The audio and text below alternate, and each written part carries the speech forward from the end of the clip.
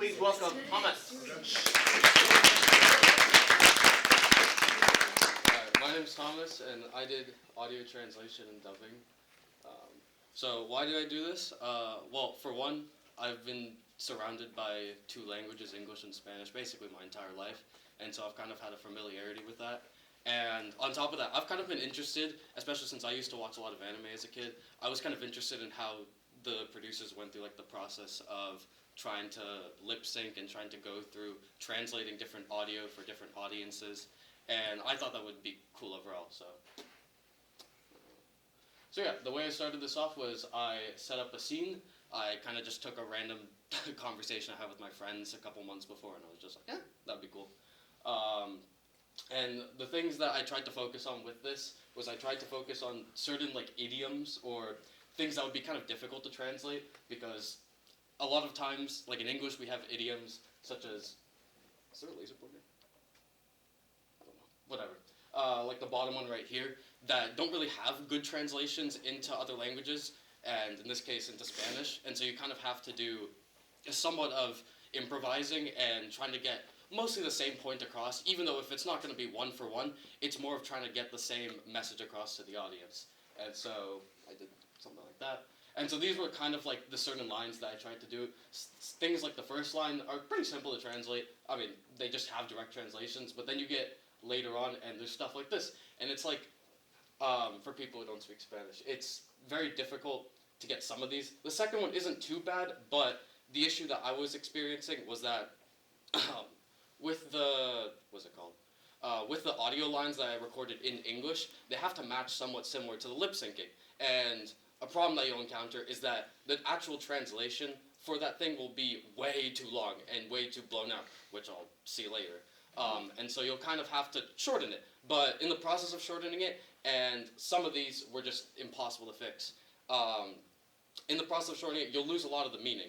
And so you'll end up with kind of a half translation, and sometimes you can circumvent it, and sometimes you can't. And so in this one, there's not a really good translation for being 6 feet under in Spanish, and so I kind of just had to improvise. And I went with a more literal translation, which, it kind of works, but at the same time, it's not really what I was going for, especially because saying 6 feet under kind of has a different connotation than just saying, oh, they'd be dead immediately, which is what I ended up translating it to. But it was close enough. And so these are the versions that I had. Before I get into them, I originally did have other people do the dubbing for the Spanish version. Unfortunately, going back into the audio afterwards, which I definitely should have done beforehand, I realized they enunciated their words way too long, to the point where it didn't match up with the audio at all. It was at least like 3 seconds longer for every clip.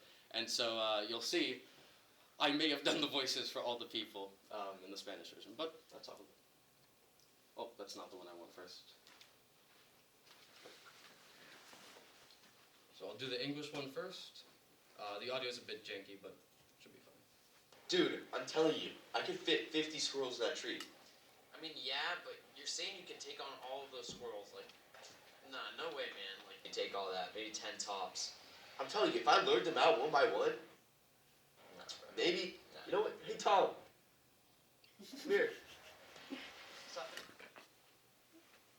This guy over here doesn't think I can take on a tree full of squirrels. Yeah, because he Honestly. thinks he actually has the skills to take on all those squirrels. He'd be 6 feet under a heartbeat. What the hell are you guys talking about? I don't know, man. Billy here just doesn't have enough faith in me. Well, yeah, I don't either. Look at your scrawny ass. I bet even one squirrel can do this fucking Yeah, Jose, you're delusional. Man, all y'all just don't have enough faith in me. I bet I could take at least double the amount of squirrels you guys could take. Nah, I'd absolutely smoke those squirrels. One to action and they're done for. Whatever. If there was a squirrel right now, I'd show you both who's the real deal. Alright, and so that's the English version. It's a bit rough. I wasn't planning for the English version to be too good. And the Spanish one, what I was looking at. the Spanish one, there are lip sync issues, a lot of them, but unfortunately I couldn't get them to be fully fixed, so let's do what we can. No, estoy diciendo, weón. Estás diciendo que puedes crear todos sin problema. Lo tienes que ganar como 10 al máximo, pero no tienes las ganas.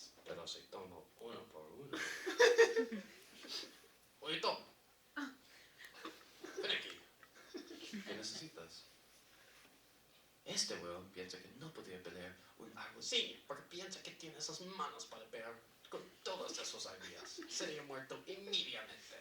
¿Qué estoy diciendo? No sé, pero Billy simplemente no cree que pueda hacerlo. Muchacho, yo también. Mírate, una idea singular para tenerte llorando para tu mamá y papi. Siento que eres loco. Ustedes no creen en mí, pero podría tomar doble lo que los dos se pueden hacer. No, tomaría cualquier número de ellos. Es tan fácil para mí. Olvídalo. Si había una idea aquí ahora, los dos van a verme.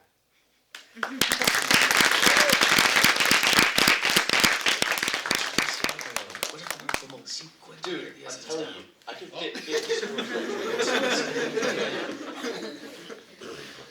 There we go.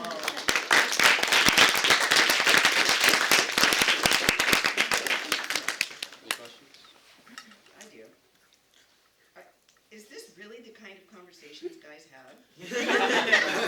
Seriously, I'm like, I can't imagine girls sitting there going, I could get 50 squirrels in that tree. I mean, seriously? Is that a real It was an argument I had with my friends a couple weeks before. Yeah. That's great.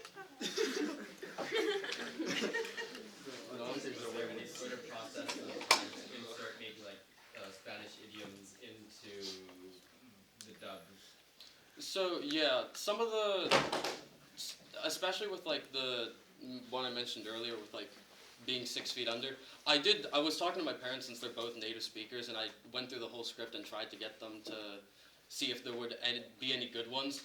And it did happen a couple times. I didn't write them down, where I did manage to get some idioms across, but a lot of the idioms were very lengthy compared to the English versions, and so it would be kind of a struggle to get it to be roughly the same length, which is a struggle I have with a lot of this, where I'd have to kind of lose a little bit of the meaning just so I can get it to be more compressed.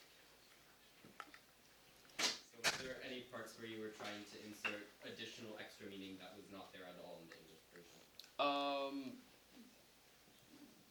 I didn't exactly try to do that in most of it. I think I ended up doing it once towards the end, where I kind of, the meaning changed a little bit. I think the original line was that he'd say like, I'll show you all, but in this it was more of just like, oh, I'm better than all of you. So it had a little bit of a different connotation. But, yeah. Were you influenced by the Ghost Stories dub? The what? The Ghost Stories dub? No, I don't really know what it is. Oh, okay.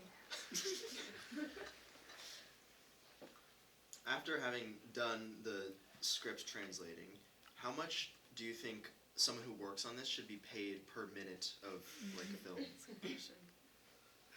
What, during the translation? Yeah, like when you're paying someone to translate, like how much should they be paid per minute of translating? You know what I mean? I mean, yeah, just for that, the translation did actually take quite a while. I don't know how much I would say paid. I don't really know that much, but I mean, I have a lot of respect for the people who do like lip syncing, especially with like live action.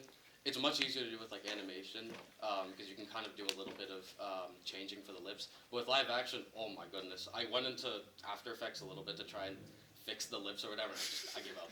I was like, dear God, it's so difficult. So I have mad respect for anyone who does it. So in terms of the actual lip sync, yeah, I'd pay top dollar for that. Yeah, my wife, she's Japanese, and so we'll watch a Japanese movie, but I have to read the subtitles, and then she'll hear it and read it, and she'll often say, "That's not what she said."